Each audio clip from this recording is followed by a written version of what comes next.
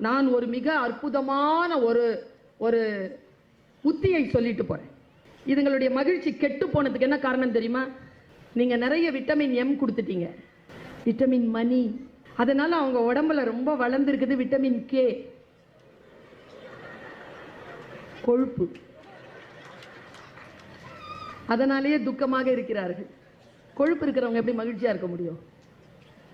அது உண்மையான மகிழ்ச்சி இல்லை, அது துக்கம்தான். அவங்களுக்கு இனிமேல் விட்டமின் என் கொடுங்க. நோ, எதை கேட்டாலும் நோ சொல்லி பாருங்களேன். கொஞ்சம் கஷ்டம்தான். நோ சொல்லிட்டு ஆல்டர்னேட்டிவா ஏதாவது கொடுங்க. அது மணியா இருக்க வேண்டாம், உங்க குவாலிட்டி டைமா இருக்கட்டும், உங்க அன்பா இருக்கட்டும், உங்கள் உடன் இருப்பாக இருக்கட்டும். உங்களுடைய உடன் இருப்பிலே அவர்களுக்கான அந்த வெளியில் காசு கொடுத்து வாங்கக்கூடிய அந்த இன்பத்தை விடுத்து அவர்கள் உங்களோடு ஒரு பாண்டேஜோடு இருக்குவதற்கான ஒரு வாய்ப்பை அவர்கள் பெறக்கூடும். ஆனால் பெற்றோர்கள் அதை நிறைய அதற்கு பாடுபட வேண்டும்.